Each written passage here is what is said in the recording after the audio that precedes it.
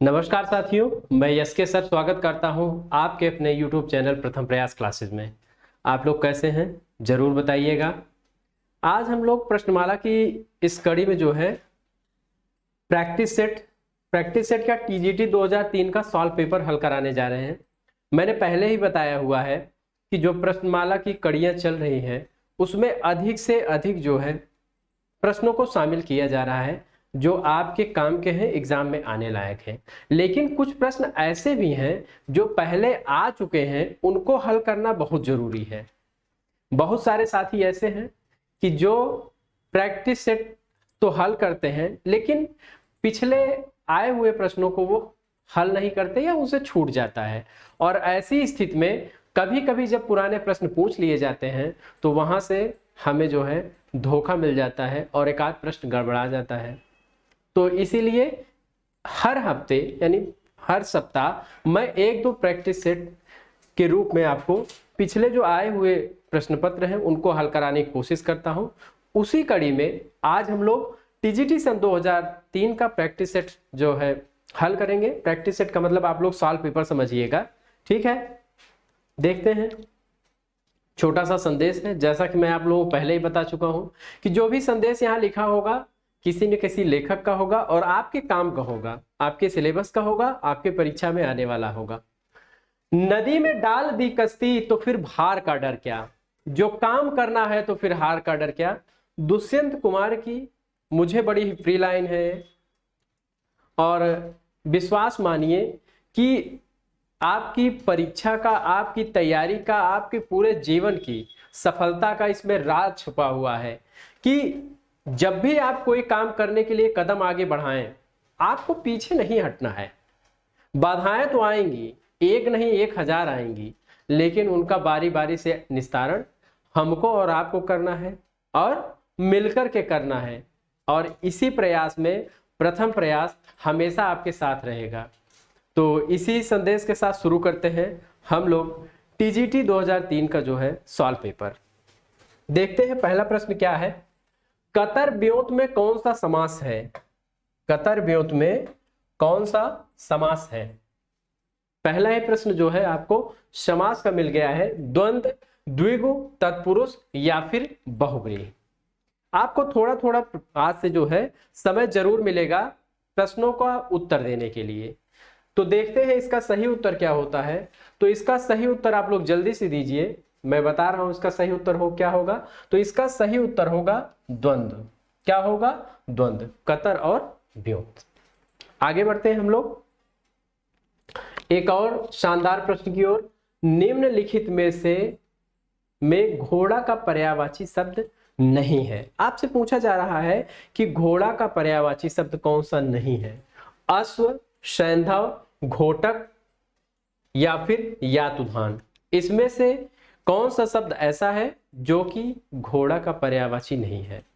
ये बड़ा ही फेमस प्रश्न रहा है और अक्सर एग्जाम में आपको पर्यायवाची से एक दो प्रश्न मिल जाते हैं। तो इसका सही उत्तर होगा यातुधान। क्या होगा? यातुधान। आगे देखते हैं हम लोग कि रास पंचाध्यायी के लेखक कौन है? रास पंचाध्यायी के लेखक हैं नंददास, सूरदास, रहीम या कबीर। एक बात आप लोग समझ लीजिए कि जो भी पेपर बनाए जाते हैं टीजीटी पीजीटी के, ऐसा कोई वर्ष नहीं हुआ जब एक आध गलतियां न हुई हो आयोग से, यानी कि कुछ न कुछ त्रुटि हो जाती है तो यहाँ पे उसी को सुधारने की कोशिश की जाएगी। तो रास पंचाध्यायी के लेखक जो हैं नंददास भी हैं और रहीम भी हैं। इस बात को आप लोग बिल्कुल बारीकी से देखेंगे कि रास पंचाध्यायी के जो लेखक हैं वो कौन है? नंददास हैं और रहीम, दोनों ने रास पंचाध्यायी नाम से रचना की हुई है। आगे बढ़ते हैं हम लोग। अष्टयाम किसकी रचना है?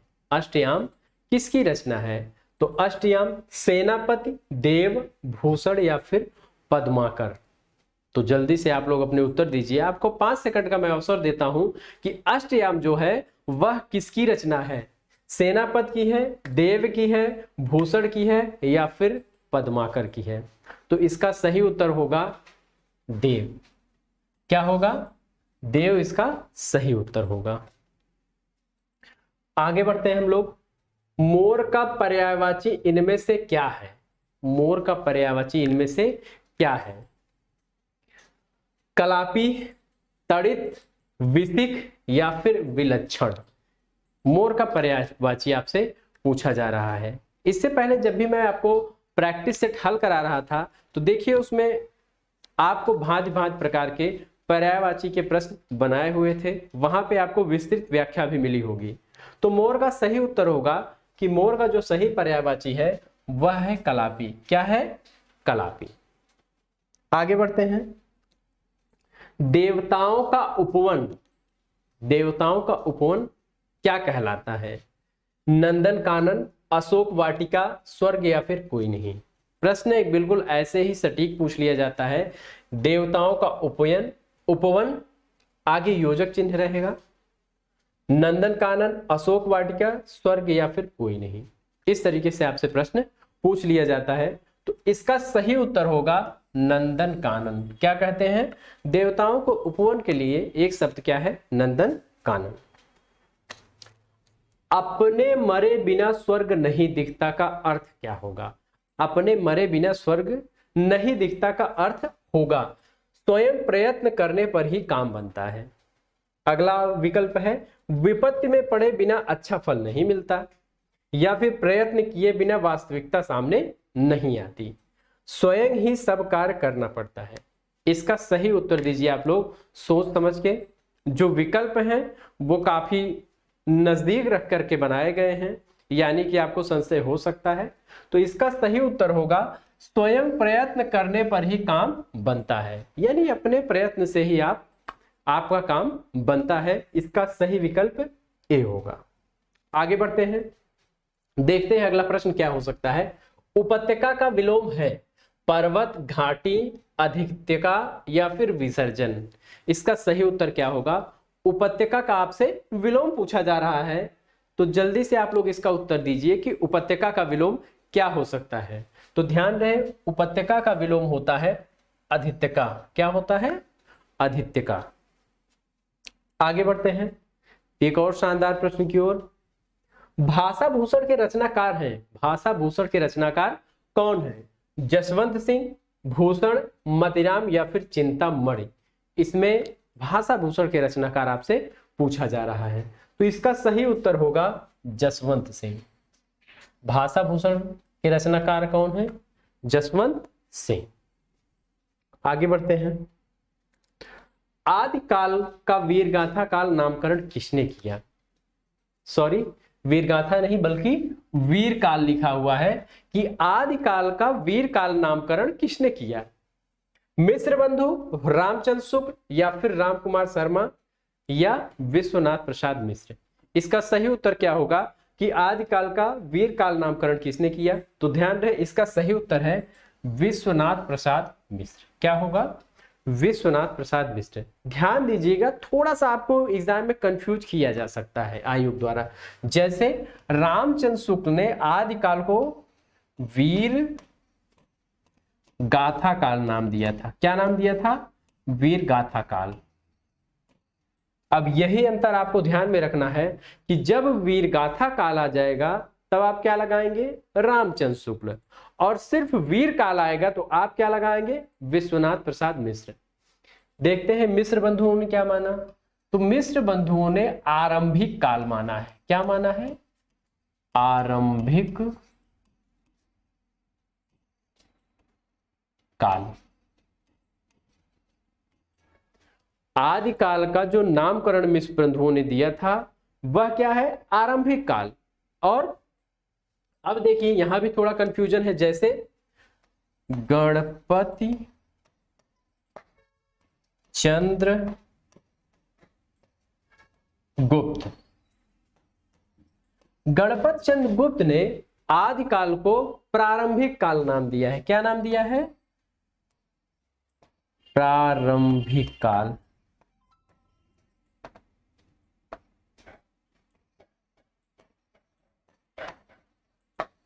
यही बात आपको छोटी छोटी ध्यान रखना है कि मिश्र बंधु ने आरंभिक काल माना है गणपत चंद्रगुप्त ने प्रारंभिक काल माना है। और यहाँ पे रामचंद्र शुक्ल वीरगाथा काल मानते हैं आदिकाल को, और विश्वनाथ प्रसाद मिश्र वीर काल मानते हैं। बिल्कुल ये पेज बिल्कुल आपके लिए इंपॉर्टेंट है, और यही छोटी छोटी गलतियां एग्जाम में आप कर देते हैं तो आपका प्रश्न जाता रहता है। आगे बढ़ते हैं।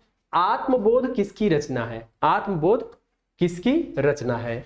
जालंधर नाथ, गोरखनाथ, मत्स्येंद्र नाथ, या फिर इनमें से कोई नहीं? बड़ा ही फेमस प्रश्न रहा है कि आत्मबोध, ध्यान रहे कहीं कहीं आत्मबोध लिखा रहता है या आत्मबोध, तो बिल्कुल परेशान होने की जरूरत नहीं है। आपसे पूछा जा रहा है आत्मबोध किसकी रचना है, तो इसका सही उत्तर होगा गोरखनाथ। क्या उत्तर होगा? गोरखनाथ। आगे बढ़ते हैं हम लोग। हालात-ए कन्हैया किसकी रचना है? हालात-ए कन्हैया, आपसे पूछा जा रहा है कि हालात-ए कन्हैया किसकी रचना है? बड़ा ही फेमस ये भी रहा है हालात-ए कन्हैया। पूरन भगत, विद्यापति, अमीर खुसरो, या फिर इनमें से कोई नहीं? जल्दी जल्दी आप लोग अपने उत्तर दीजिए कि इसका सही उत्तर क्या हो सकता है। तो इसका सही उत्तर होगा अमीर खुसरो। हालात-ए कन्हैया के रचनाकार कौन है? अमीर खुसरो। आगे बढ़ते हैं हम लोग। किसी युक्ति से समर्थित की गई बात में कौन सा अलंकार होता है? किसी युक्ति से समर्थित की गई बात में कौन सा अलंकार होता है? व्यतिरेक, प्रतिदोष्मा, दृष्टांत, या फिर काव्यलिंग? सही उत्तर आप लोग बताएंगे कि इसका सही उत्तर क्या हो सकता है कि किसी युक्ति से समर्थित की गई बात में कौन सा अलंकार होता है। तो देखते हैं इसका सही उत्तर क्या होगा। तो इसका सही उत्तर होगा काव्यलिंग। क्या होगा? काव्यलिंग। आगे बढ़ते हैं हम लोग, देखते हैं बाणभट्ट की आत्मकथा किसकी औपन्यासिक कृति है? आपसे पूछा जा रहा है कि बाणभट्ट की आत्मकथा किसकी औपन्यासिक कृति है? महावीर प्रसाद द्विवेदी, हजारी प्रसाद द्विवेदी, रामचंद्र शुक्ल, या फिर डॉक्टर नगेंद्र? इसमें से सही उत्तर क्या होगा? जल्दी से आप लोग अपने उत्तर देंगे कि बाणभट्ट की आत्मकथा औपन्यासिक कृत किसकी है। तो इसका सही उत्तर होगा हजारी प्रसाद द्विवेदी। किसका है? हजारी प्रसाद द्विवेदी। इन्होंने कुल 4 उपन्यासों का प्रणयन किया था। बाणभट्ट की आत्मकथा, चारुचंद्र लेख, पुनर्नवा और अनाम दास का पोथा। और यह आपके लिए बड़ा ही इंपॉर्टेंट है। आगे बढ़ते हैं। वैशाली की नगर बधू किसकी रचना है? वैशाली की नगर बधू, वैशाली की नगर बधू किसकी रचना है? वृंदावन लाल वर्मा, अमृतलाल नागर, चतुरसेन शास्त्री, या फिर इनमें से कोई नहीं? आपसे पूछा जा रहा है वैशाली की नगर बधू, तो इसका सही उत्तर होना चाहिए चतुरसेन शास्त्री। किसकी रचना है? तो यह जो है चतुरसेन शास्त्री की रचना है। बिल्कुल एक और महत्वपूर्ण प्रश्न की ओर हम लोग बढ़ते हैं कि कला परिच्छेद के लेखक कौन है? आपसे पूछा जा रहा है कला परिच्छेद के लेखक कौन है? कालिदास, भवभूति, दंडी, या फिर भारवी? इसमें सही उत्तर आपको चुनना है कि कला परिच्छेद के लेखक कौन है। जल्दी से आप लोग अपने अपने उत्तर देंगे। चलिए, आपको 3 सेकंड का और मौका दिया जाता है। आपका सही उत्तर होना चाहिए दंडी। कला परिच्छेद किसका है? तो कला परिच्छेद के लेखक कौन है? दंडी है। आगे बढ़ते हैं हम लोग। उत्तर रामचरितम का प्रधान रस क्या है? आपसे पूछा जा रहा है कि उत्तर रामचरितम का प्रधान रस क्या है? करुण रस, श्रृंगार रस, वीर रस, या फिर शांत रस? आप लोग इसका उत्तर दीजिए। मैं बताता हूं कि उत्तर रामचरितम के लेखक कौन है। तो इसके लेखक है भवभूति। भवभूति, ठीक है। अब बताइए आप लोग को उत्तर रामचरितम के का प्रधान रस क्या है? इसका सही उत्तर होगा करुण रस। क्या होगा? करुण रस, ठीक है। आगे बढ़ते हैं हम लोग, देखते हैं अगला प्रश्न क्या होगा। भूषण को कवि भूषण की उपाधि किसने प्रदान की थी? आपसे पूछा जा रहा है कि भूषण को कवि भूषण की उपाधि किसने प्रदान की थी? शिवाजी, छत्रसाल, सोलंकी राजा रुद्र, या फिर इनमें से कोई नहीं? इनमें से कोई नहीं। जल्दी आप लोग बताएंगे कि इसका सही उत्तर क्या है। एक बात और कि आप लोग जो सॉल्व पेपर है लगभग लोग हल कर चुके हैं, तो आप लोगों का उत्तर थोड़ा जल्दी आना चाहिए। तो इसका सही उत्तर होगा सोलंकी राजा रुद्र ने भूषण को कवि भूषण की उपाधि प्रदान की थी। अगला प्रश्न देखते हैं, बड़ा ही महत्वपूर्ण प्रश्न है। पहले मैं इंपॉर्टेंट कर दे रहा हूं, और ध्यान रहे जिसको मैं इंपॉर्टेंट कर दूं उसको तो बिल्कुल आप लोग नोट ही कर लिया करिए, क्योंकि वो प्रश्न बिल्कुल एग्जाम में आने वाला है। गंगा लहरी किसकी रचना है? गंगा लहरी के लेखक आपसे पूछे जा रहे हैं कि गंगा लहरी किसकी रचना है? मतिराम, पद्माकर, ठाकुर या फिर बोधा? ठाकुर या फिर बोधा? तो गंगा लहरी किसकी रचना है? तो गंगा लहरी पद्माकर की रचना है। और यह बड़ा ही प्रसिद्ध प्रश्न रहा है। कोई भी एग्जाम रहा हो, चाहे केवीएस का हो, टीजीटी बीजीटी हो, नवोदय हो या फिर यूजीसी नेट, ये प्रश्न हर एग्जाम में लगभग आ चुका है। आगे बढ़ते हैं हम लोग। विरह वारिस किसकी रचना है? आपसे पूछा जा रहा है कि विरह वारिस किसकी रचना है। ये भी जो है रीतकालीन ग्रंथ है। बोधा, ठाकुर, आलम या फिर घनानंद? बोधा, ठाकुर, आलम या फिर घनानंद, इसमें से विरह वारिस के लेखक कौन है? तो इसका सही उत्तर होगा बोधा। क्या होगा? विरह वारिस के लेखक कौन है? तो विरह वारिस के लेखक बोधा हैं। आगे बढ़ते हैं हम लोग। आलोचना नामक प्रसिद्ध समीक्षा पत्रिका के संपादक कौन थे? आपसे पूछा जा रहा है कि आलोचना पत्रिका के संपादक कौन थे? Doctor Namvar Singh, doctor Nagendra, doctor Ramvilas Sharma या फिर आचार्य नंद दुलारे वाजपेयी?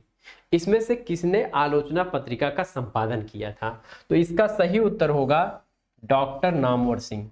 किसने किया था? तो डॉक्टर नामवर सिंह ने आलोचना नामक प्रसिद्ध समीक्षा पत्रिका का संपादन किया। आगे बढ़ते हैं हम लोग। मगध पुस्तक के लेखक कौन है? मगध के लेखक कौन है?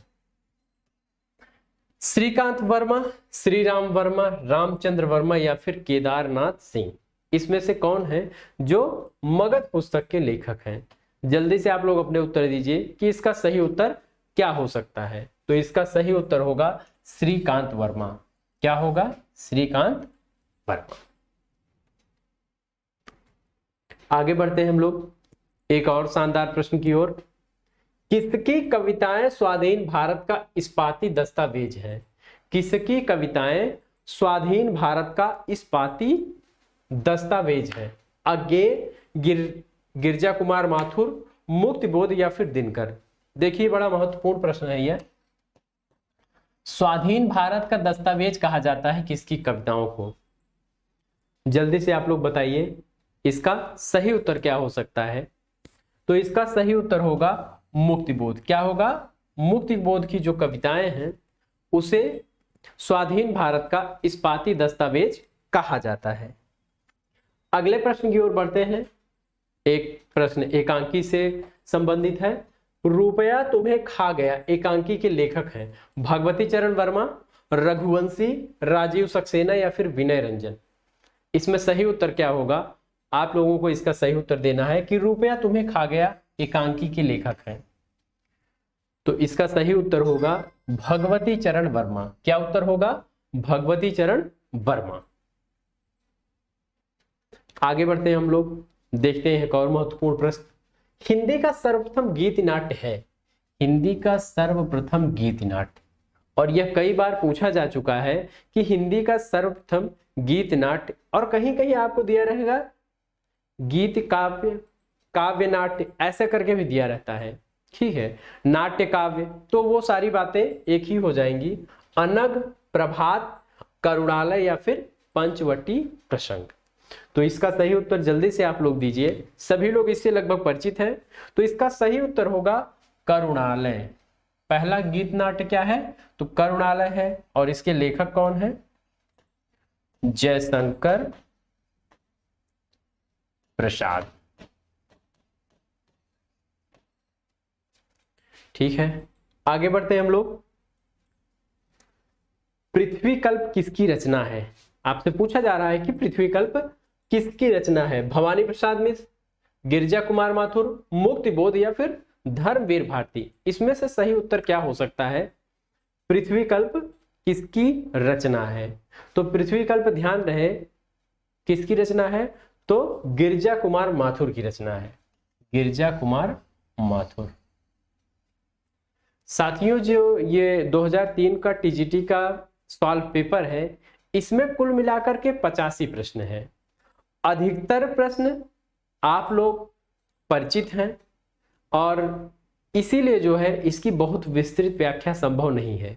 इससे क्या होगा कि आप ही का समय जो है जाएगा अगर इसको 2 पार्ट में बनाएंगे, और एक पार्ट में अगर बन रहा है तो थोड़ा सा समय का अभाव रहने कारण इसको मैं समेटने की कोशिश कर रहा हूं।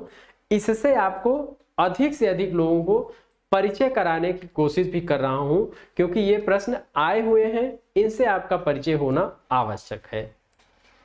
आगे बढ़ते हैं हम लोग। मनमाना में कौन सा समास है?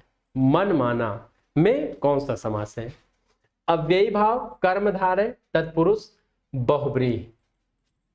इसका आप लोग बिल्कुल सोच समझ के उत्तर दीजिएगा, क्योंकि इसका उत्तर कई किताबों में बहुत गलत मिल रहा है। ठीक है, तो ऐसे प्रश्नों को बड़े ध्यान से हम लोग हल करेंगे। तो मनमाना में अव्ययी भाव समास होगा। क्या होगा? अव्ययी भाव समास होगा। मन के अनुसार, ध्यान रहे जब इसका विग्रह होगा, मन के अनुसार।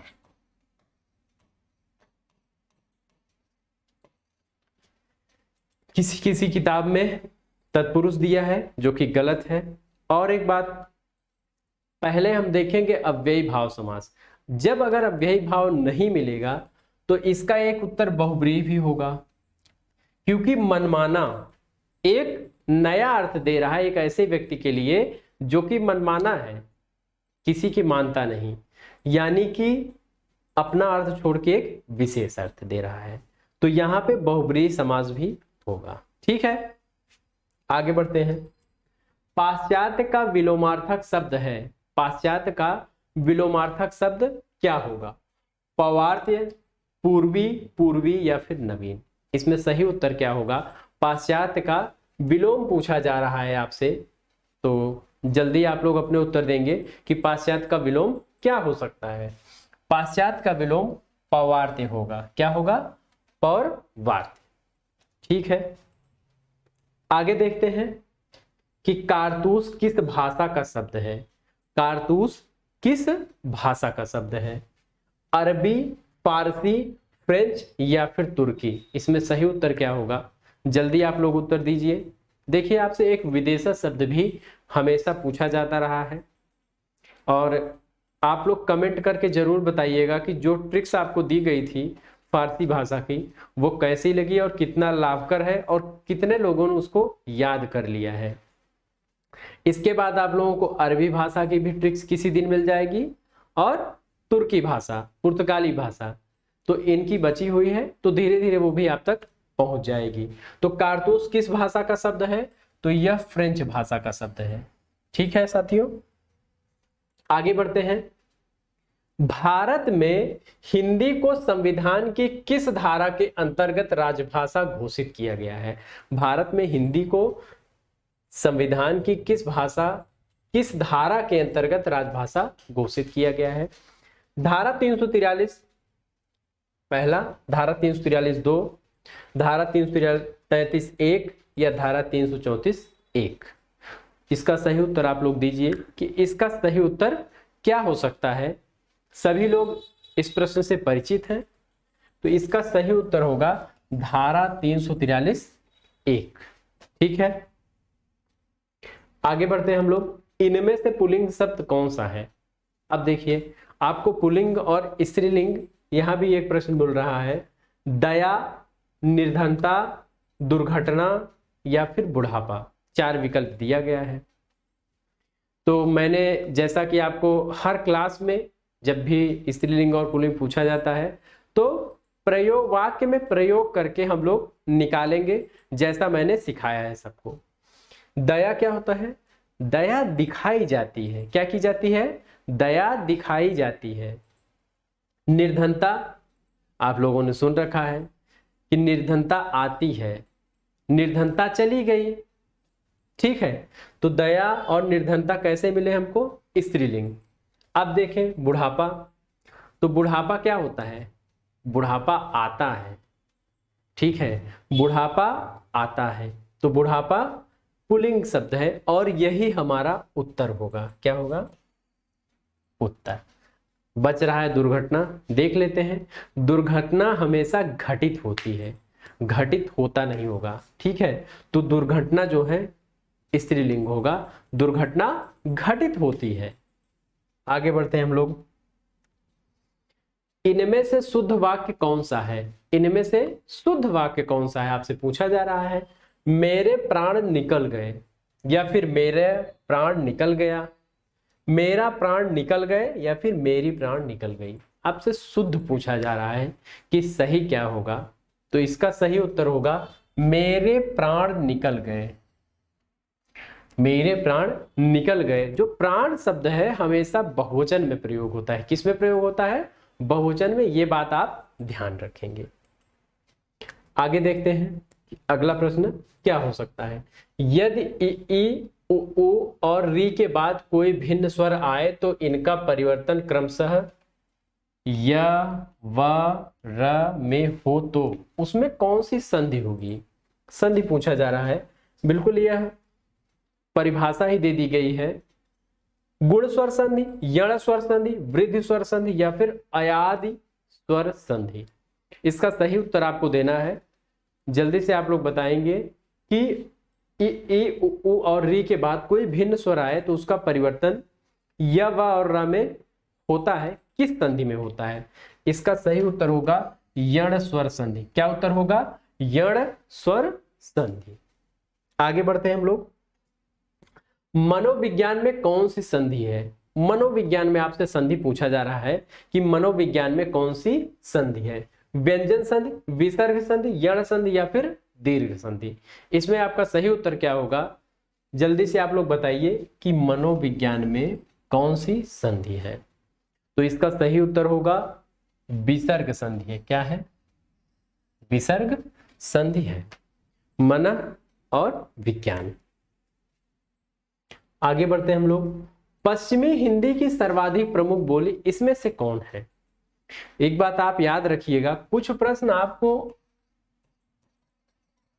रिपीटेड मिलेंगे, दोहराए हुए मिलेंगे, सरल भी लगेंगे, लेकिन कहीं ना कहीं आप गलती कर जाएंगे।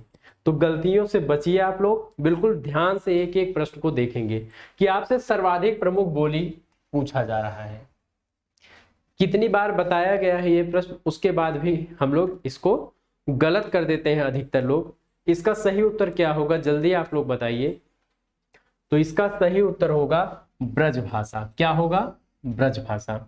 खड़ी बोली कतई नहीं होगा, ठीक है। आगे बढ़ते हैं हम लोग। चित्रलेखा किसकी औपन्यासिक कृति है? आपसे पूछा जा रहा है कि चित्रलेखा किसकी औपन्यासिक कृति है।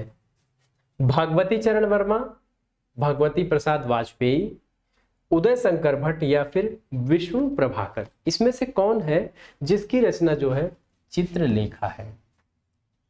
यह प्रश्न आपसे हर तरीके से पूछा जाता रहा है। कितनी बार घुमाया गया है यह प्रश्न कि चलिए देखते हैं।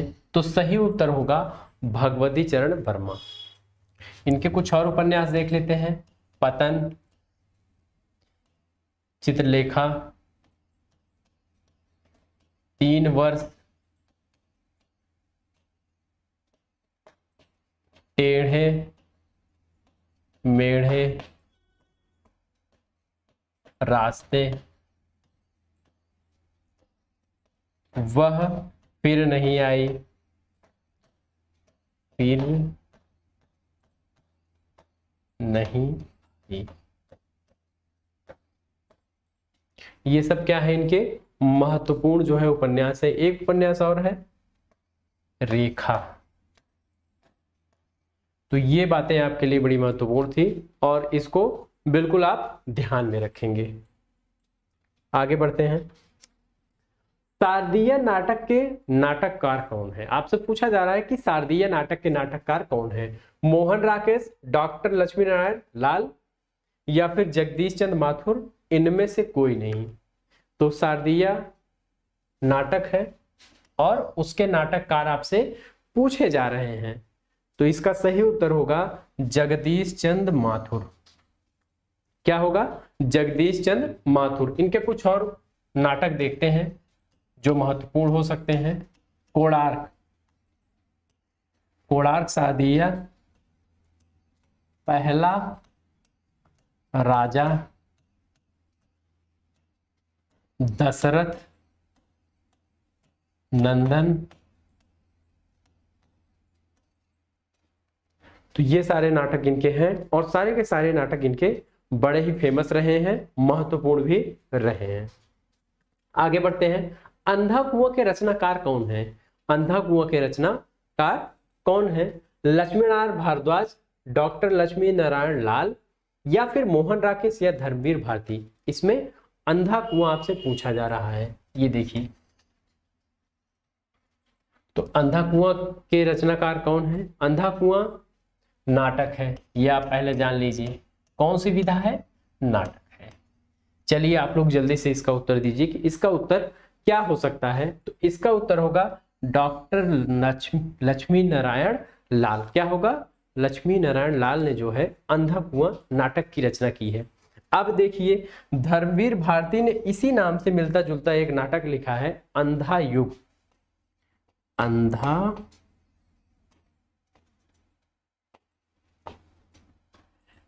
युग।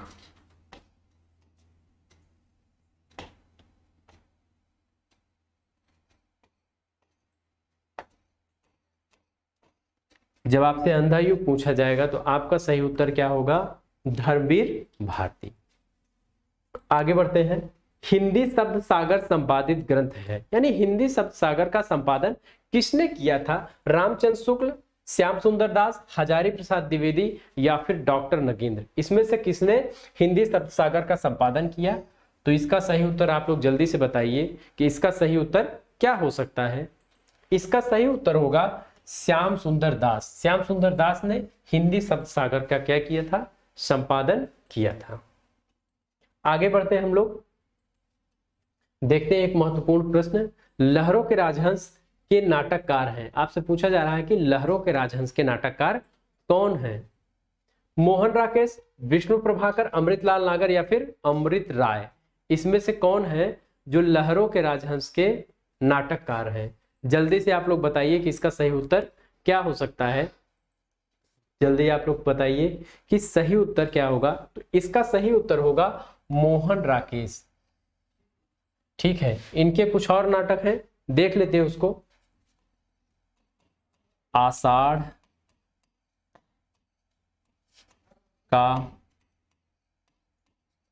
का एक दिन, लहरों के राजहंस, आधे अधूरे, और एक अधूरा नाटक भी है, पैर तले जमीन। क्या है? पैर तले जमीन, अधूरा नाटक है। तो ये इनके बारे में महत्वपूर्ण बात थी। आगे बढ़ते हैं हम लोग। निम्नलिखित में से किस कवि को ज्ञानपीठ पुरस्कार प्राप्त नहीं हुआ है? देखिए, ज्ञानपीठ पुरस्कार जो है उसकी आप लोगों को जो है उसकी भी एक लिस्ट मिल जाएगी बहुत ही जल्दी, हो सकता है कल मिल जाए, कि ज्ञानपीठ पुरस्कार किसको प्राप्त नहीं हुआ है। दिनकर, पंत, अज्ञे या फिर सुरेंद्र वर्मा। इसमें कौन है जिसको ज्ञानपीठ पुरस्कार प्राप्त नहीं हुआ है? जल्दी आप लोग सोचकर बताइए कि सही उत्तर क्या हो सकता है इसका। तो इसका सही उत्तर मैं बता दे रहा हूं, सही उत्तर होगा सुरेंद्र वर्मा। क्या होगा? सुरेंद्र वर्मा। देखते हैं, सुमित्रा नंदन पंत को 1968 में ज्ञानपीठ पुरस्कार मिला था। किसके लिए मिला था? चिदंबरा के लिए। 1968 में चिदंबरा के लिए मिला था। ठीक है, दिनकर को कब मिला था? दिनकर को मिला था 1972 ईस्वी में उर्वशी के लिए। किसके लिए मिला था? उर्वशी के लिए मिला था। अज्ञेय को मिला 1978 ईस्वी में। कितनी नावों में कितनी बार? कितनी नावों में कितनी बार? महादेवी वर्मा को कब मिला? महादेवी वर्मा को 1982 में मिला। किसके लिए मिला? यामा के लिए। तो ये कुछ बातें आप लोगों के लिए बड़ी ही महत्वपूर्ण थी ज्ञानपीठ पुरस्कार से संबंधित, कि 1972 में उर्वशी के लिए दिनकर को मिला, 1968 में सबसे पहले हिंदी भाषा में पंत को मिला था चिदम्बरा के लिए, और अज्ञेय को मिला था 1978 में कितनी नाव में कितनी बार के लिए। 1982 में महादेवी वर्मा को मिला था यामा के लिए। ठीक है, तो ये बातें आपके लिए जानने लायक थी। 2017 में आपको पता है कृष्णा सोबती को मिला हुआ है। केदारनाथ सिंह को कब मिला? 2013 में। चलिए आगे बढ़ते हैं हम लोग। रस मीमांसा नामक आलोचना पुस्तक के लेखक हैं। रस मीमांसा, इस प्रश्न से हम लोग कितनी बार गुजर चुके हैं? डॉक्टर नगेंद्र, डॉक्टर नामवर सिंह, आचार्य रामचंद्र शुक्ल या फिर डॉक्टर रामविलास शर्मा। अब आपका सही उत्तर क्या होगा? जल्दी से आप लोग उत्तर दीजिए कि इसका सही उत्तर क्या हो सकता है कि रस मीमांसा नामक आलोचना पुस्तक के लेखक हैं।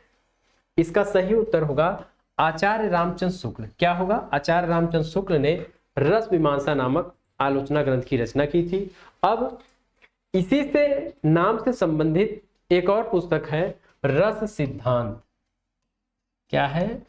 रस सिद्धांत। और इसके लेखक कौन है? डॉक्टर नगेंद्र। कौन है? डॉक्टर नगेंद्र।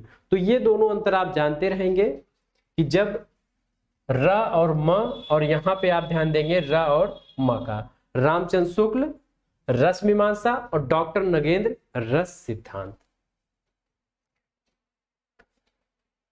कैदी की पत्नी कृत के लेखक हैं। कैदी की पत्नी किसकी रचना है? जैनेन्द्र की, रामवृक्ष बेनपुरी, धर्मवीर भारती या फिर भारतेंदु हरिश्चंद्र। कैदी की पत्नी किसकी रचना है? आपको यही बताना है। इसका सही उत्तर क्या हो सकता है?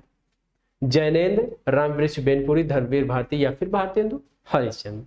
तो इसका सही उत्तर जल्दी से आप लोग बताइए कि इसका सही उत्तर क्या हो सकता है। चलिए, इसका सही उत्तर होगा रामवृक्ष बेनपुरी।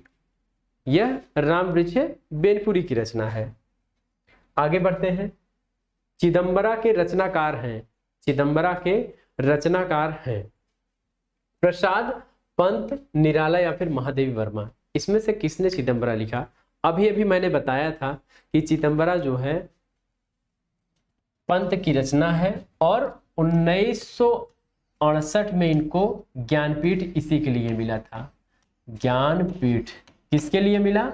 चिदम्बरा के लिए मिला, और हिंदी भाषा में इनको पहला ज्ञानपीठ इसी के लिए दिया गया था। आगे बढ़ते हैं। आलोचना को भाषाई रीतिबद्धता से उन्होंने वैसे ही मुक्त किया है जैसे निराला ने कविता को छंदों के बंधन से। उपर्युक्त कथन किसके संबंध में है? यह कथन किसके संबंध में है? इसी का आपको उत्तर देना है। Doctor Namvar Singh, doctor Ramvilas Sharma, doctor Nagendra या फिर रामचंद्र शुक्ल। आपका सही उत्तर क्या हो सकता है? जल्दी से आप लोग इसका उत्तर देंगे कि आलोचना को भाषाई रीतिबद्धता से उन्होंने वैसे ही मुक्त किया है जैसे निराला ने कविता को छंदों के बंधन से। तो इसका सही उत्तर होगा डॉक्टर रामविलास शर्मा। क्या होगा इसका सही उत्तर? डॉक्टर रामविलास शर्मा। चलिए आगे बढ़ते हैं हम लोग।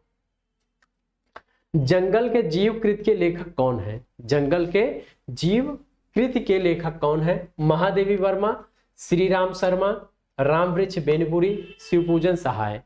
इसमें से सही उत्तर क्या हो सकता है? जल्दी आप लोग बताइए। जंगल के जीव, इस रचना से लगभग सभी लोग परिचित हैं, तो इसका सही उत्तर क्या होगा? इसका सही उत्तर होगा श्री राम शर्मा। क्या सही उत्तर होगा? श्री राम शर्मा। आगे बढ़ते हैं एक और महत्वपूर्ण प्रश्न की ओर। निर्गुण संत कवियों में सर्वाधिक शास्त्रज्ञ एवं सुशिक्षित लिखा हुआ है, कौन थे? रज्जब, सुंदरदास, धर्मदास या फिर दादू दयाल? इसका सही उत्तर क्या होगा? जल्दी आप लोग अपने उत्तर दीजिए कि सर्वाधिक शास्त्रज्ञ और सुशिक्षित कौन था? तो इसका सही उत्तर होगा सुंदरदास। और यह बड़ा ही महत्वपूर्ण प्रश्न है। एक बात और साथियों, जितने भी कथन के पिछले प्रश्न आए हुए हैं, चाहे वह टीजीटी पीजीटी के प्रश्न हो या फिर एलटी ग्रेड के या नवोदय के या केवीएस के, इसके अलावा यूजीसी नेट के, आपको कथन के जो भी प्रश्न कठिन लग रहे हैं, आप उसको एक तरफ से लिख डालिए और उसे याद कर लीजिए। विश्वास मानिए अधिकतर प्रश्न वहीं से आने वाले हैं। बाकी आप लोग हमारे साथ बने हुए हैं, आपको कथन के लिए बिल्कुल भी फिक्र करने की जरूरत नहीं है। जितने भी कथन वाले प्रश्न है वो सब हल करा दिए जाएंगे, कोई भी प्रश्न बाकी नहीं रहेगा। आगे बढ़ते हैं। गीतावली है, गीतावली है मुक्तक काव्य, अतुकांत काव्य, प्रबंधक काव्य या फिर इनमें से कोई नहीं? गीतावली है क्या है? मुक्तक काव्य है, अतुकांत है, प्रबंधक है या फिर इनमें से कोई नहीं? इसका आप लोग सही उत्तर दीजिए कि इसका सही उत्तर क्या हो सकता है। तो गीतावली क्या है? तो गीतावली मुक्तक काव्य है। कैसा काव्य है? मुक्तक। आगे बढ़ते हैं हम लोग। जुगमान चरित्र नामक ग्रंथ के लेखक हैं। जुगमान चरित्र नामक ग्रंथ के लेखक कौन है? नंददास, कृष्णदास, चतुर्भुजदास या फिर छीत स्वामी? इसमें सही उत्तर क्या होगा? जल्दी आप लोग इसका उत्तर दीजिए कि जुगमान चरित्र नामक ग्रंथ के लेखक कौन हो सकता है। चलिए बताइए आप लोग इसका सही उत्तर क्या है। तो इसका सही उत्तर होगा कृष्णदास। क्या होगा? कृष्णदास। आगे बढ़ते हैं हम लोग। रविंद्र कविता कानन के लेखक हैं। रविंद्र कविता कानन के लेखक कौन है? निराला, प्रसाद, गुप्त या फिर हरिऔध? निराला, प्रसाद, गुप्त या फिर हरिऔध? इसमें से सही उत्तर क्या होगा? जल्दी आप लोग अपने उत्तर बताइए कि रविंद्र कविता कानन किसने लिखा है। तो इसका सही उत्तर होगा निराला। क्या होगा? निराला इसका सही उत्तर होगा। आगे बढ़ते हैं हम लोग। प्रगतिशील लेखक संघ की स्थापना लंदन में किसके प्रयत्न से हुई थी? आपसे पूछा जा रहा है कि प्रगतिशील लेखक संघ की स्थापना लंदन में किसके प्रयत्न से हुई थी? प्रेमचंद, निर्मल वर्मा, मुल्कराज आनंद व सज्जाद जहीर, नागार्जुन व केदारनाथ अग्रवाल? देखिए कितने मजेदार जो है आपके सामने विकल्प रखे गए हैं। इसका आप लोग सही विकल्प चुनिए। तो इसका सही विकल्प होगा मुल्कराज आनंद व सज्जाद जहीर ने लंदन में प्रगतिशील लेखक संघ की स्थापना की थी। अगला प्रश्न हम लोग देखते हैं कि पंडित चंद्रधर शर्मा गुलेरी ने किसको पुरानी हिंदी का प्रथम कवि कहा था? पुरानी हिंदी का प्रथम कवि किसे स्वीकार किया गुलेरी जी ने? सरहपाद, स्वयंभू, राजा मुंज या फिर पुष्यधन? इसका सही उत्तर आप लोग दीजिए कि इसका सही उत्तर क्या हो सकता है? सरहपाद, स्वयंभू या फिर पुष्पदन? तो इसका सही उत्तर होगा राजा मुंज। क्या उत्तर होगा? राजा मुंज। आगे बढ़ते हैं हम लोग, देखते हैं नवीन रिपोर्टाज परंपरा किस रचना से आरंभ होती है? आपसे पूछे जा रहा है कि नवीन रिपोर्टाज की परंपरा किस रचना से आरंभ होती है? लक्ष्मीपुरा, तूफानों के बीच, बंगाल का अकाल, स्वराज भवन? इसका सही उत्तर क्या होगा? जल्दी आप लोग अपने उत्तर बताइए, इसका सही उत्तर क्या हो सकता है? तो इसका सही उत्तर होगा लक्ष्मीपुरा। क्या होगा? लक्ष्मीपुरा। और लक्ष्मीपुरा के लेखक कौन है? शिवदान सिंह चौहान। शिवदान सिंह चौहान। ध्यान रहे यह 1938 में रूपाभ पत्रिका में प्रकाशित हुआ। किस में प्रकाशित हुआ? रूपाभ में। ठीक है। तूफानों के बीच किसका रिपोर्टाज है? रांगेर राघव का। बंगाल का अकाल, स्वराज भवन, यह है प्रकाश चंद्र गुप्त। किसका है? प्रकाश चंद्र गुप्त। बंगाल का अकाल, स्वराज भवन और अल्मोड़े का बाजार, इनके प्रसिद्ध जो है रिपोर्ट ताज हैं। तो ये बातें आपके लिए बड़ी महत्वपूर्ण थी और यहां से प्रश्न आता ही आता है। ठीक है, आगे बढ़ते हैं, देखते हैं एक और महत्वपूर्ण प्रश्न। अष्टछाप की स्थापना 1565 ईस्वी में किसने की थी? आपसे पूछा जा रहा है कि अष्टछाप की स्थापना 1565 ईस्वी में किसने की थी। अब यही प्रश्न घूम के भी पूछा जा सकता है, घुमा करके भी, कि फला व्यक्ति ने अष्टछाप की स्थापना कब की थी। तो पहले आप लोग उत्तर बताइए, गोकुलनाथ, विट्ठलनाथ, या फिर वल्लभाचार्य, या फिर निम्बार्काचार्य। इसमें सही उत्तर क्या हो सकता है कि अष्टछाप की स्थापना 1565 में किसने की थी। तो ध्यान रहे, अष्टछाप की स्थापना विट्ठलनाथ ने की थी। विट्ठलनाथ वल्लभाचार्य के पुत्र थे और वल्लभाचार्य के 4 शिष्य और विट्ठलनाथ के 4 शिष्य, यानी कुल 8 कृष्ण भक्त कवियों को मिलाकर इन्होंने अष्टछाप की स्थापना 1565 में की थी। तत्वदीप निबंध किसकी रचना है? तत्वदीप निबंध किसकी रचना है? वल्लभाचार्य, निम्बार्काचार्य, नाभादास, या फिर नंददास। इसका सही उत्तर क्या होगा? जल्दी आप लोग बताइए कि तत्वदीप निबंध की रचना किसने की थी। इसका सही उत्तर है वल्लभाचार्य। तत्वदीप निबंध की रचना किसने की? तो वल्लभाचार्य ने की थी। अगले प्रश्न की ओर हम लोग बढ़ते हैं और देखते हैं कि अगला प्रश्न क्या हो सकता है। जूठन किस रचनाकार की आत्मकथा है? आपसे पूछा जा रहा है कि जूठन किस रचनाकार की आत्मकथा है। नैमिष राय, ओम प्रकाश वाल्मीकि, रामविलास शर्मा, या फिर हरिवंश राय बच्चन। इसमें आपसे पूछा गया है कि जूठन किसकी आत्मकथा है। मोहनदास नैमिष राय, नैमिष राय का मतलब होता है ओम प्रकाश वाल्मीकि, ठीक है, और रामविलास शर्मा। तो जल्दी आप लोग अपने उत्तर बताइए। तो जूठन किसकी रचना है? ओम प्रकाश वाल्मीकि की है, ठीक है। और नैमिष राय की रचना है अपने अपने पिंजरे, अपने अपने पिंजरे। ये मोहनदास नैमिष राय की आत्मकथा है, ठीक। रामविलास शर्मा और हरिवंश राय बच्चन। रामविलास शर्मा ने क्या लिखा है? अपनी धरती अपने लोग। हरिवंश राय बच्चन की आत्मकथा 4 भाग में है। क्या भूलूं क्या याद करूं, नीड़ का निर्माण, फिर बसेरे से दूर, 10 द्वार से सोपान तक। आगे बढ़ते हैं। किस रासो ग्रंथ को आलखंड के नाम से भी जाना जाता है? किस रासो ग्रंथ को आलखंड के नाम से जाना जाता है? चंद्रबरदाई का पृथ्वीराज रासो, नरपति नाल का विशलदेव रासो, जगनिक का परमाल रासो, या फिर दलपति विजय का कुमार रासो। इसमें से सही उत्तर क्या हो सकता है? तो इसका सही उत्तर क्या होगा? जल्दी से आप लोग अपने उत्तर बताएंगे कि इसका सही उत्तर क्या होगा। तो इसका सही उत्तर होगा कि आलखंड परमाल रासो को कहा जाता है, जिसके रचनाकार कौन है? जगनिक, यानी जगनिक का परमाल रासो आलखंड के नाम से भी जाना जाता है।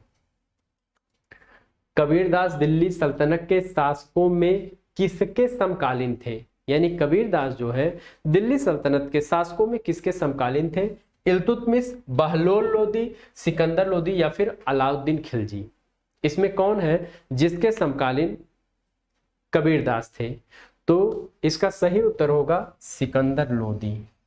यह लोदी वंश का शासक था और इसी के समकालीन कबीरदास थे।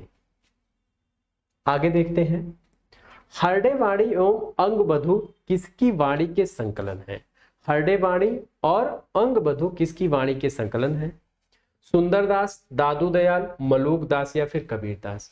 सुंदरदास, दादू दयाल, मलूक दास, या फिर कबीर। इसमें सही उत्तर क्या होगा? जल्दी से आप लोग अपने उत्तर बताइए कि इसका सही उत्तर क्या हो सकता है। तो इसका सही उत्तर होगा दादू दयाल। हरडे वाणी और अंगबधू दादू दयाल की वाणी के संकलन है। आगे बढ़ते हैं हम लोग। जिंदगी नामा किसकी रचना है? जिंदगी नामा किसकी रचना है? यह उपन्यास है।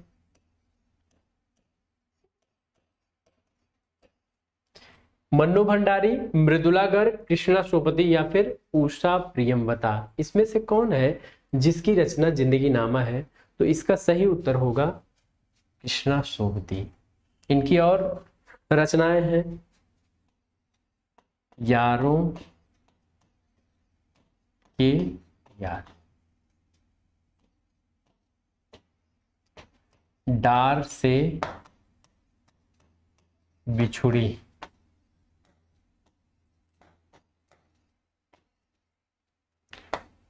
मित्रों मरजानी, तो ये सारी जो है इनके प्रमुख उपन्यास हैं। आगे बढ़ते हैं हम लोग।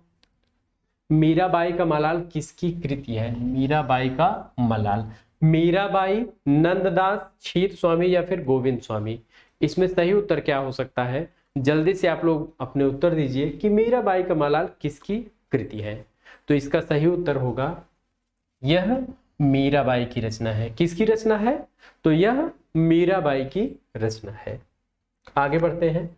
अर्धकथानक नामक कृत की विधा क्या है? अर्धकथानक नामक कृत की विधा क्या है? जीवनी, आत्मकथा, रिपोर्टाज या फिर यात्रा साहित्य, इसका सही उत्तर आप लोग दीजिए कि इसका सही उत्तर क्या हो सकता है? अर्धकथानक। तो अर्धकथानक जो है यह आत्मकथा है। किसकी आत्मकथा है? 1641 ईस्वी में लिखी गई बनारसी दास जैन की आत्मकथा है। बनारसी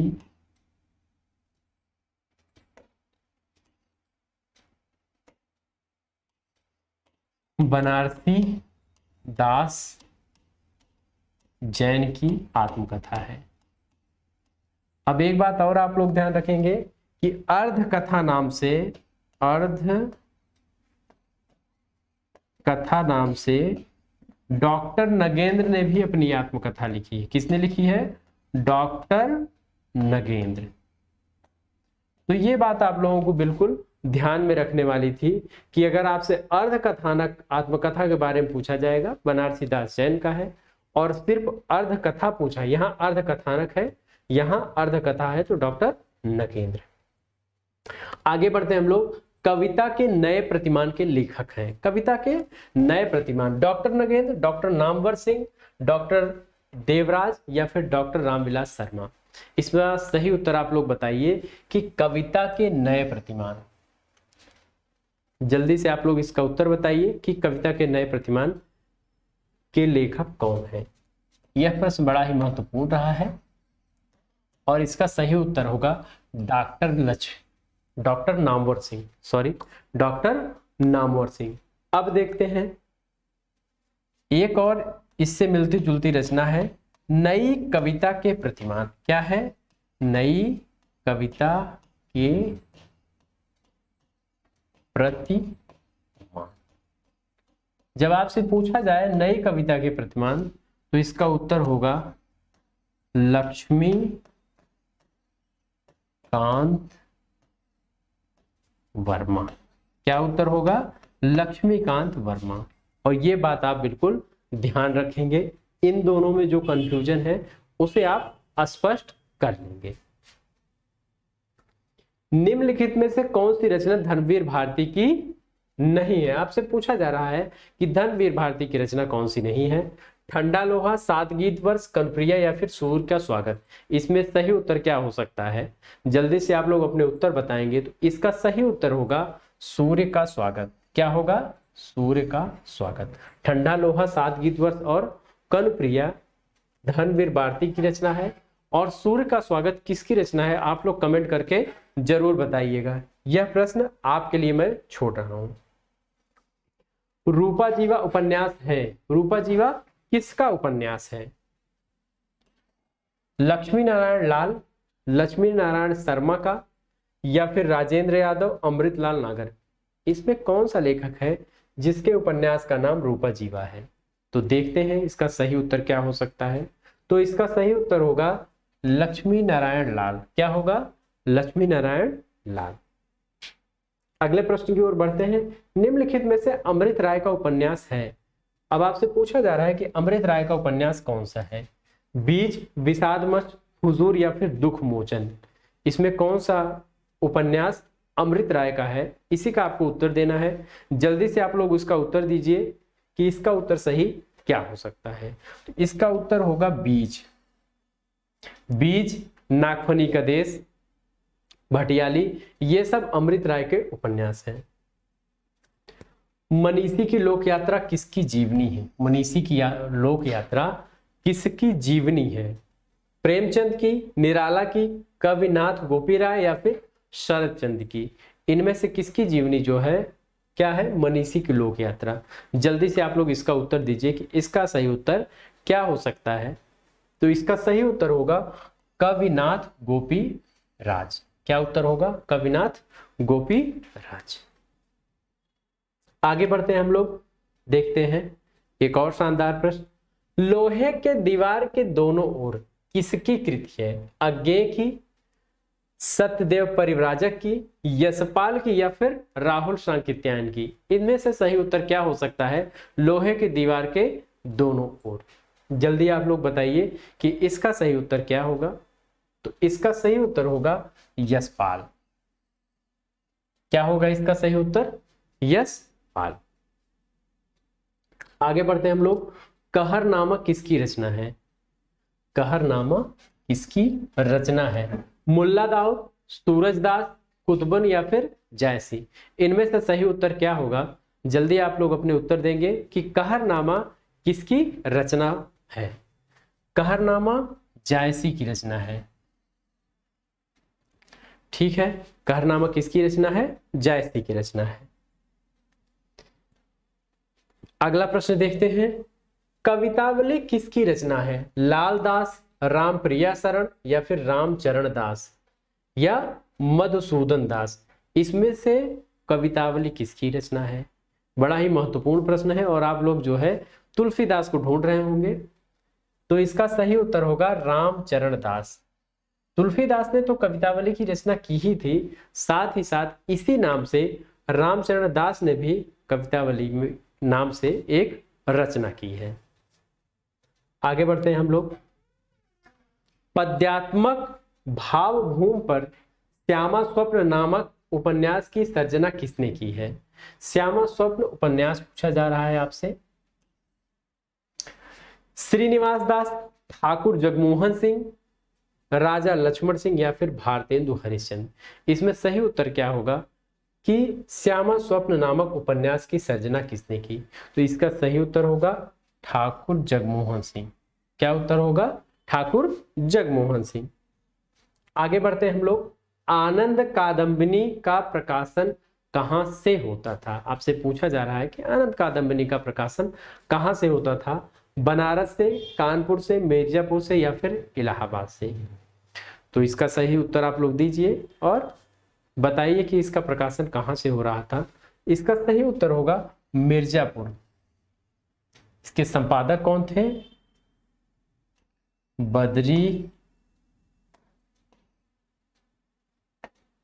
बद्री नारायण चौधरी प्रेमघन।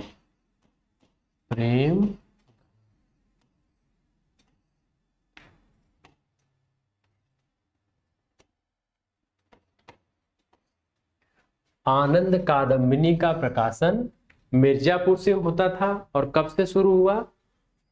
1881 ईस्वी से शुरू हुआ। इसके संपादक कौन थे? बद्री नारायण चौधरी प्रेमघन।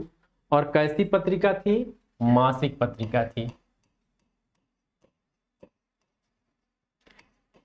इनकी एक और पत्रिका मिर्जापुर से ही प्रकाशित हो रही थी, उसका नाम था नागरी नीरद। नागरी नीरद। ठीक, यह कैसी पत्रिका थी? साप्ताहिक पत्रिका थी, साप्ताहिक। इसका प्रकाशन कब से हो रहा था? 1893 ईस्वी। यह पूछा भी जा चुका है कि नागरी नीरद कैसी पत्रिका है, साप्ताहिक, मासिक, पाक्षिक या फिर दैनिक। इस प्रकार के विकल्प बनाए गए हैं, इसीलिए ये सारी बातें आपको बताई गई। तो ये बात ध्यान रखिएगा और यह बड़ा ही महत्वपूर्ण प्रश्न है। आगे बढ़ते हैं हम लोग। अरस्तु का काव्यशास्त्र किसकी रचना है? अरस्तु का काव्यशास्त्र आपसे पूछा जा रहा है।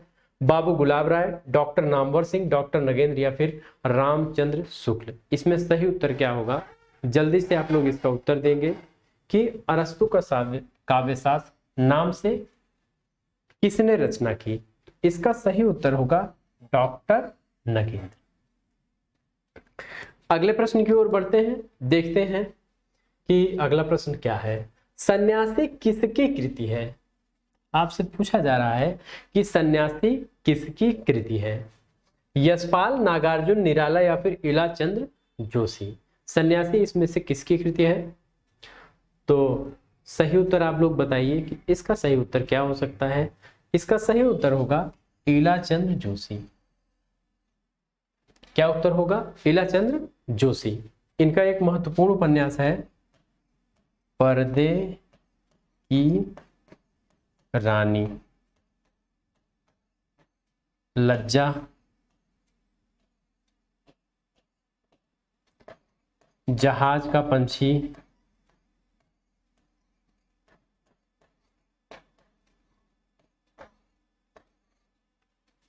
ये सब जो है इनके महत्वपूर्ण जो है उपन्यास है। एक और है मुक्ति पथ। ये आपको ध्यान में रखना था। इसे लिखना इसलिए जरूरी था कि ये सारे उपन्यास बड़े ही फेमस रहे हैं और एग्जाम में आने वाले हैं। आगे बढ़ते हैं। चित्रावली किसकी रचना है? उस्मान, शेख नबी, कासिम शाह या फिर नूर मोहम्मद। इसमें से आपसे पूछा जा रहा है कि चित्रावली किसकी रचना है, तो इसका सही उत्तर होगा चित्रावली उस्मान की रचना है। किसकी रचना है? उस्मान की रचना है। भक्ति काल के किस कवि को जातीय कवि कहा जाता है? भक्ति काल के किस कवि को जातीय कवि कहा जाता है? सूरदास, तुलसीदास, नाभादास या फिर नंददास। सही उत्तर आप लोग बताइएगा। बड़ा ही फेमस प्रश्न रहा है। तो तुलसीदास को जो है भक्ति काल में जातीय कवि कहा जाता है। किसने कहा? डॉक्टर राम विलास शर्मा। इन्होंने तुलसीदास को हिंदी का जातीय कवि कहा है। ये बात आप ध्यान रखिएगा और आलोचक का भी नाम आप ध्यान रखेंगे। चूंकि प्रश्नों की प्रकृति बदल रही है तो पढ़ने का थोड़ा तरीका भी हम लोग बदलते चलेंगे। भाषा के जादूगर के रूप में कौन विख्यात है? भाषा के जादूगर के रूप में शिव पूजन सहाय, बेचन शर्मा उग्र, यानी कि पूरा नाम है पांडे बेचन शर्मा उग्र, जैनेन्द्र कुमार या फिर यशपाल। इसमें से भाषा का जादूगर किसे कहा जाता है? तो इसका सही उत्तर होगा शिव पूजन सहाय। शिव पूजन सहाय को भाषा का जादूगर कहा जाता है। उत्तर प्रियदर्शी नामक गीत नाट्य के लेखक कौन है? बड़ा ही महत्वपूर्ण प्रश्न है कि उत्तर प्रियदर्शी गीत नाट्य किसने लिखा? अज्ञे ने, मुक्तिबोध ने, प्रसाद ने या फिर हरि कृष्ण प्रेमी ने। इसका सही उत्तर आप लोग दीजिए। इसका सही उत्तर होगा अज्ञे। क्या होगा? अज्ञे। अगले प्रश्न की ओर हम लोग बढ़ते हैं। इनमें से शुद्ध वर्तनी वाला शब्द कौन सा है? शुद्ध वर्तनी वाला शब्द आपसे पूछा जा रहा है। आशीर्वाद, आशीर्वाद या फिर आशीर्वाद या आशीर्वाद। तो इसका सही उत्तर होगा आशीर्वाद। क्या होगा? आशीर्वाद। अगले प्रश्न की ओर बढ़ते हैं। महाश्वेता, महाश्वेता किसका पर्यायवाची है? लक्ष्मी, सरस्वती, पार्वती या फिर सीता। महाश्वेता जो श्वेत वस्त्र धारण करे रहती हैं, यानी कि सरस्वती माँ। और यही आपका उत्तर होगा कि महाश्वेता किसका पर्यायवाची है? तो सरस्वती जी का। वैद्यनाथ मिश्र किसका वास्तविक नाम था? आपसे पूछा जा रहा है कि वास्तविक नाम वैद्यनाथ मिश्र किसका था? नागार्जुन का, मुक्तिबोध का, रघुवीर सहाय या फिर धूमिल? इसमें से सही उत्तर क्या होगा? जल्दी आप अपने उत्तर बताएंगे कि इसका सही उत्तर क्या हो सकता है। तो इसका सही उत्तर होगा नागार्जुन। वैद्यनाथ मिश्र किसका वास्तविक नाम था? तो नागार्जुन का वास्तविक नाम था। आगे बढ़ते हैं। दामुल का कैदी के लेखक कौन है? दामुल का कैदी लेखक कौन है? तो यह कहानी है। क्या है? कहानी है। किसकी कहानी है? प्रसाद सुदर्शन प्रेमचंद या फिर यशपाल? प्रसाद सुदर्शन प्रेमचंद या फिर यशपाल? तो यह प्रेमचंद की कहानी है। किसकी कहानी? प्रेमचंद की कहानी। जैनेन्द्र का पहला कहानी संग्रह कब प्रकाशित हुआ? पहला कहानी संग्रह पूछा जा रहा है। 1934, 1929, 1939 या फिर 1937? पहला कहानी संग्रह कब प्रकाशित हुआ? तो पहला कहानी संग्रह 1929 में प्रकाशित हुआ था। किस नाम से? फांसी नाम से। फांसी। ठीक है, आगे बढ़ते हैं हम लोग। जैनेन्द्र का प्रश्न रिपीट हो गया है, कोई बात नहीं। विद्यापति की कौन सी रचना अभी तक संपादित होकर प्रकाशित नहीं हुई है? यानी विद्यापति की कौन सी रचना है जो प्रकाशित नहीं हुई है? कीर्तिलता, कीर्ति पताका, पदावली या फिर इनमें से कोई नहीं? इसका सही उत्तर आप लोग दीजिए। और यह आज का अंतिम प्रश्न है आप लोगों के लिए। बिल्कुल आप सही करिएगा, गलती भूलकर भी न होने पाए। अभी तक संपादित होकर प्रकाशित नहीं हुई है। कीर्तिलता, कीर्ति पताका, पदावली या इनमें से कोई नहीं? तो इसका सही उत्तर होगा कीर्ति पताका। अभी तक यह प्रकाशित नहीं हो पाई है। तो साथियों, आज जो है महत्वपूर्ण क्लास थी आप लोगों के लिए। महत्वपूर्ण इस विषय में, इस प्रसंग में कि आज जो 2003 टीजीटी का प्रश्न पत्र हल करवाया गया। आप लोग कमेंट बॉक्स में लिखिए कि ये जो प्रश्न पत्र हल करवाए जा रहे हैं पुराने, ये कैसे हैं और क्या एक क्लास में इनको समेटना ठीक है या फिर आप चाहते हैं कि इसे 2 क्लास में पूरा किया जाए? तो आप लोग जैसा चाहेंगे वैसा होगा। और इसी के साथ मैं आज की क्लास समाप्त करता हूं। आपको जो छोटे छोटे ट्रिक्स मिल रहे हैं, छोटे वीडियोस मिल रहे हैं, उसी की कड़ी में आपको ज्ञानपीठ पुरस्कार और अन्य वीडियोस भी धीरे धीरे मिलेंगे। उसको आप लोग बिल्कुल बारीकी से ध्यान रख के सुना करिए, देखा करिए और लिखते हुए चलेंगे तो अच्छा रहेगा। एक बात और, मैंने कहा था कि जिन साथियों को जो भी समस्याएं हैं कमेंट बॉक्स से अपने कमेंट करके हमें बताएंगे, हम उस पर जो है अपनी क्लास लेंगे, अपनी राय देंगे और प्रश्नों के माध्यम से आपके प्रश्नों को हल करने की कोशिश करेंगे। तो कुछ साथियों ने कमेंट किया था और कुछ साथी बार बार जो है अपने कमेंट कर रहे हैं एक ही प्रश्न के लिए। तो ध्यान रहे, आप एक बार कमेंट कर देंगे, मैं प्रश्नों को पढ़ लेता हूं, बार बार कमेंट करने की आवश्यकता नहीं है। इसी के साथ मैं अपनी क्लास समाप्त कर रहा हूं। आप लोग जो है चैनल को अधिक से अधिक लोग सब्सक्राइब कर दीजिए ताकि आपको जो है आने वाले जो वीडियोस हैं वो मिलते रहें, आने वाली क्लासेस मिलती रहें। और लाइक जरूर कर दीजिएगा क्लास अगर पसंद आ रही हो।